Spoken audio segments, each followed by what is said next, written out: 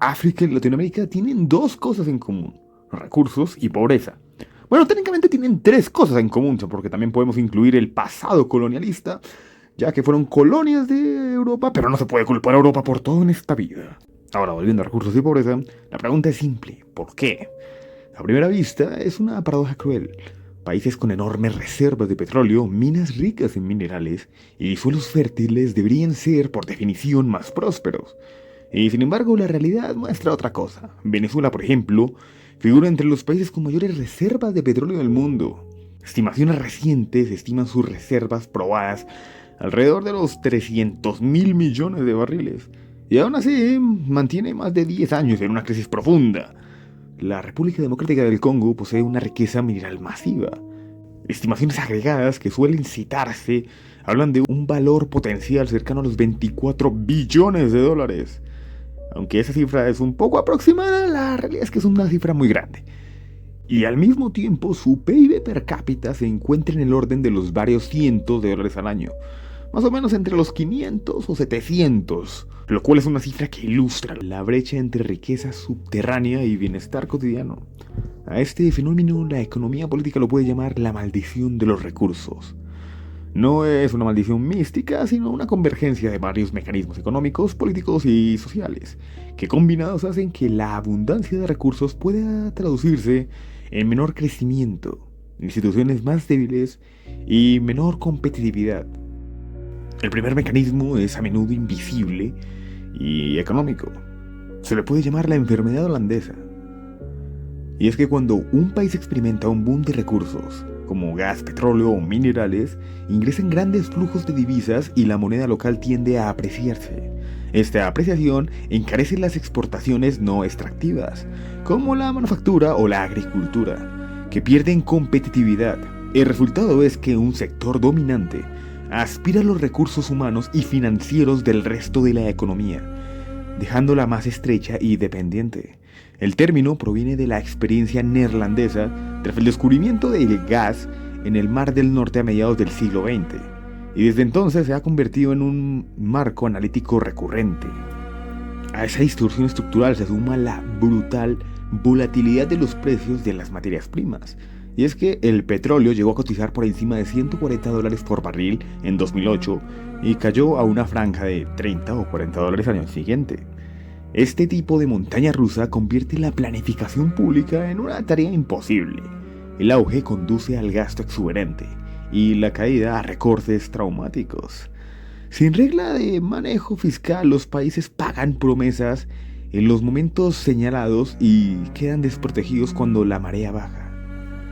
Pero el verdadero aspecto que vuelve la maldición más oscuro es el político.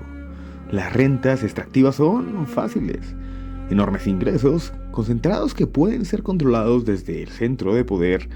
Cuando un gobierno no depende de impuestos sobre una economía amplia, sino de lo que brota del subsuelo, se debilita el vínculo entre gobernantes y gobernados.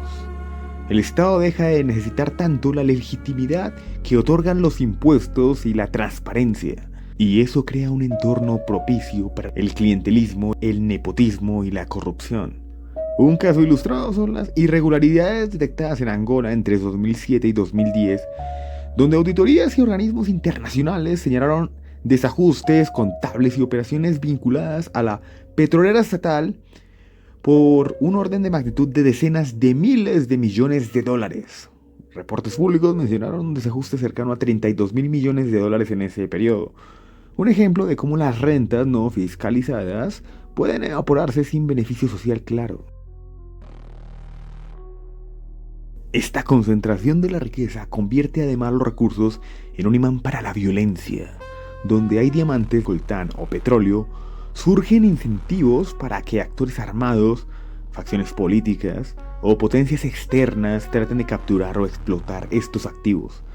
La evidencia empírica muestra que la dependencia de recursos incrementa el riesgo y en muchos casos la duración de conflictos civiles.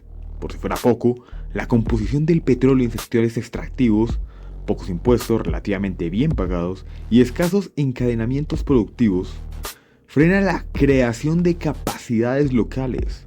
Si es más barato importar técnicos extranjeros que tomar ingenieros locales, la sociedad pierde en inversión en capital humano y en la posibilidad de diversificar. Sin embargo, la maldición no es una sentencia inapelable. Existen ejemplos claros de países que convirtieron renta en desarrollo mediante instituciones y reglas. Noruega descubrió petróleo en 1969 y diseñó desde temprano mecanismos para aislar su economía de la volatilidad y el sobrecalentamiento.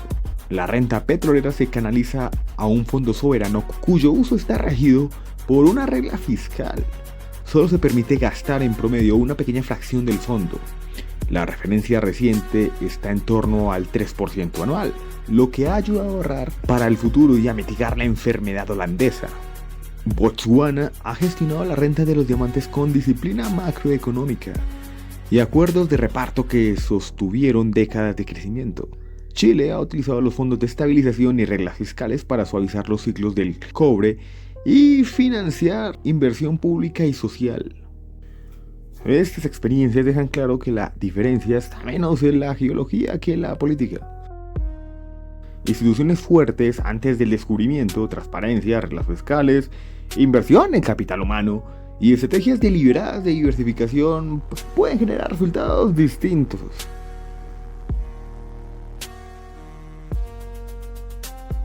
Dato curioso es que esta maldición va de la mano con la maldición del turismo, que es básicamente lo mismo. Si la maldición de los recursos dice que pues ¿para qué invertir en educación, en bienestar social y demás cosas cuando puedes tener dinero de la extracción de recursos naturales? La maldición del turismo dice que pues ¿para qué invertir en educación y demás cuando puedes tener ingresos del turismo?